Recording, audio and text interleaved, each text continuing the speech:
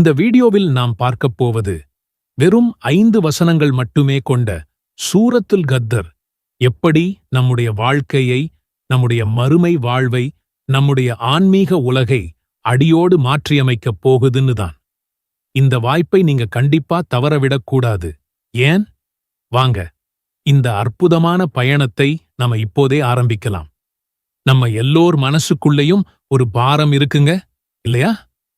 சில நேரங்கள்ல நாம அறியாமலே செஞ்சிட்ட பாவங்கள், சில சமயம் நல்லாவே தெரிஞ்சு செஞ்ச தவறுகள், இவையெல்லாம் சேர்ந்து நம்ம இதயத்தை ஒரு பெரிய கல்லு மாதிரி கனத்துப் போகச் செய்திடுது.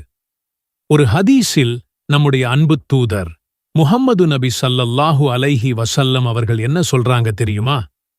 ஒரு மனிதன் தன் பாவங்களை சுமந்து கொண்டு என்னிடம் வருகிறான்.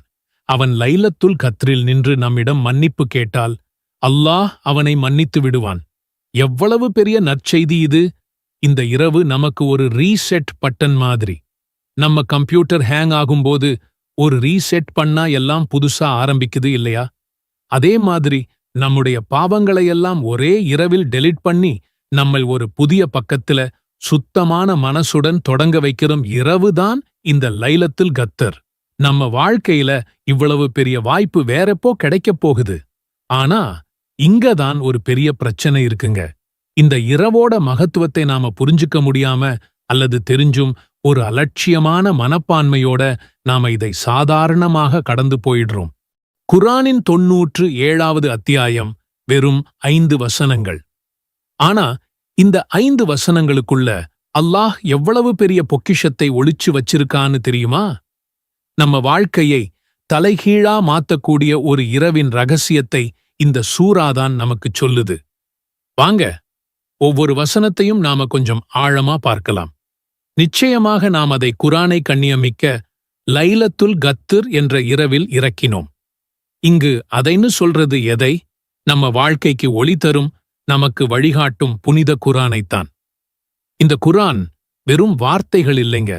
அது அல்லாஹ்வுடைய நேரடியான அருள், வழிகாட்டுதல், ஒரு நோய்க்கு மருந்து. அதை இந்த லைலத்துல் கத்ர்ல இறக்கினான்னா இந்த இரவுக்கு எவ்வளவு பெரிய மதிப்பு இருக்கணும்னு யோசிச்சு பாருங்க. அல்லாஹ் இந்த இரவை தேர்ந்தெடுத்து தன்னுடைய இறுதி செய்தியை இந்த பூமிக்கு அருளியிருக்கான். இதுவே இந்த இரவின் மகத்துவத்துக்கு ஒரு பெரிய சாட்சி, இல்லையா? மேலும் கண்ணியமிக்க இரவு என்ன என்பதை உமக்கு அறிவித்தது எது? கண்ணியமிக்க அந்த இரவு 1000 மாதங்களை விட மிக்க மேலானதாகும். அதில் மலக்குகளும் ஆன்மாவும் ஜிப்ரீலும் தம் இறைவனின் கட்டளையின்படி நடைபெற வேண்டிய சகல காரியங்களுடன் இறங்குகின்றனர். சாந்தி நிலவியிருக்கும். அது விடியற்காலை உதயமாகும் வரை இருக்கும். இந்த இரவுல வானங்கள் திறக்கப்பட்டு மலக்குகள் கூட்டம் கூட்டமா பூமியை நோக்கி இறங்கி வருவாங்க. அவங்க சும்மா வரதில்லை. அல்லாஹ்வுடைய அருளையும் அமைதியையும் நம்ம பாவங்களுக்கு மன்னிப்பையும் சுமந்துகிட்டு வருவாங்க. இந்த மலக்குகள் நம்மள சுத்தி வந்து நம்ம அமல்களை பார்த்து நமக்காக துஆ செய்வாங்கன்னு நினைக்கும்போது எவ்வளவு சந்தோஷமா இருக்கு. ரூஹ்ங்கிறது ஜிப்ரீல் அலைஹிஸ்ஸலாம் அவர்களை குறிக்குது.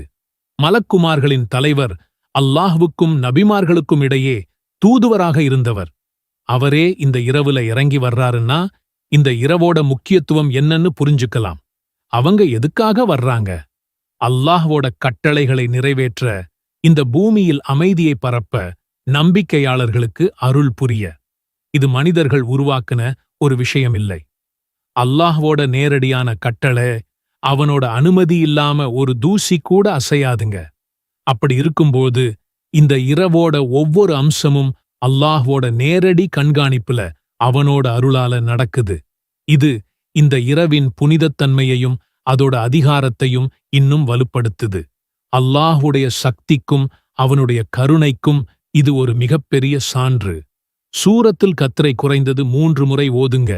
வெறுமனே ஓதுறது மட்டும் இல்லைங்க, அதோட அர்த்தத்தை நினைவில் வச்சுக்கிட்டு அதோட ஆழமான கருத்தை உள்வாங்கி ஓதுங்க.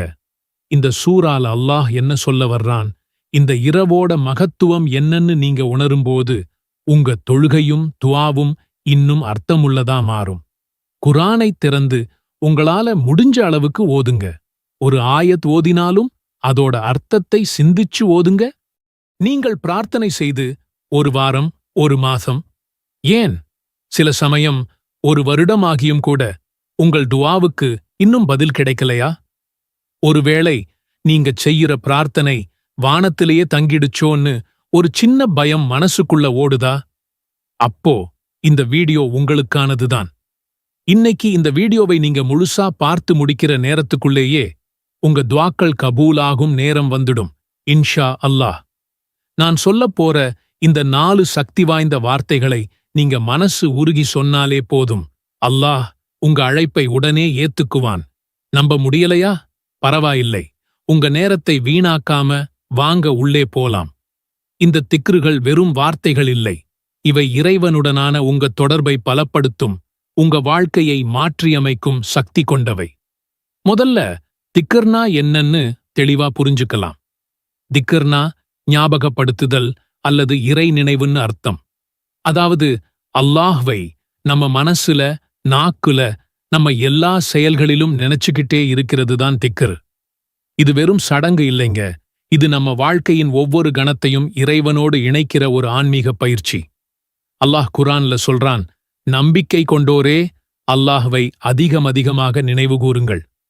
ஏன் அப்படி சொல்றான்? ஏன்னா நம்ம மனசு நிம்மதியா இருக்கணும்னா, நம்ம வாழ்க்கை அர்த்தமுள்ளதா இருக்கணும்னா இறைவனை நினைக்காம இருக்கவே முடியாது.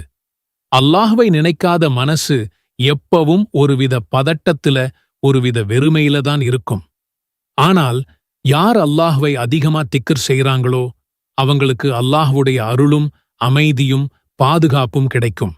அல்லாஹும்ம இன்னி அஸ்அலுகல் அஃப்வ வல் ஆஃபியா. அல்லாஹ்வே, நான் உன்னிடம் மன்னிப்பையும் பாதுகாப்பையும் கேட்கிறேன். இந்த திக்ர் நம்ம வாழ்க்கைக்கு ரொம்பவே அத்தியாவசியமான 2 விஷயங்களை உள்ளடக்கியது. ஒன்னு மன்னிப்பு, இன்னொன்னு பாதுகாப்பு. நம்ம மனுஷங்க தெரிஞ்சோ தெரியாமலோ நிறைய பாவங்கள் செய்றோம். அந்த பாவங்களுக்கு மன்னிப்பு கேட்கிறது தான் இந்த திக்ரோட முதல் பகுதி. மன்னிப்பு கிடைச்சாத்தானே மனசு லேசாகும்.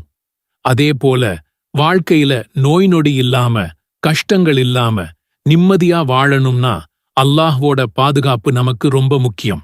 ஹஸ்புனல்லாஹு வ நிஅமல் வக்கீல். துஆவின் பொருள், அல்லாஹ்வே எங்களுக்கு போதுமானவன், அவனே எங்களுக்குச் சிறந்த பாதுகாவலன். இந்த திக்ர் நம்பிக்கைக்கான ஒரு அசைக்க முடியாத தூண். நம்ம வாழ்க்கையில சில சமயம் எல்லா கதவுகளும் அடைக்கப்பட்டது போல ஒரு உணர்வு வரும். யாருமே நமக்கு உதவ முடியாதுன்னு தோணும். அப்போ நம்ம மனசுக்குள்ள ஒரு குரல் ஒலிக்கணும், அல்லாஹ் எனக்கு போதும், அவன்தான் மிகச்சிறந்த பாதுகாவலன். இந்த வார்த்தைகள்ல எவ்வளவு பெரிய ஆறுதல் இருக்குன்னு பாருங்க. நம்ம எல்லா பாரத்தையும் அல்லாஹ் கிட்ட ஒப்படைச்சிட்டு அவன் நம்ம கூட இருக்கான்கிற நம்பிக்கையோட இருக்கிற ஒரு மனநிலைதான் இது.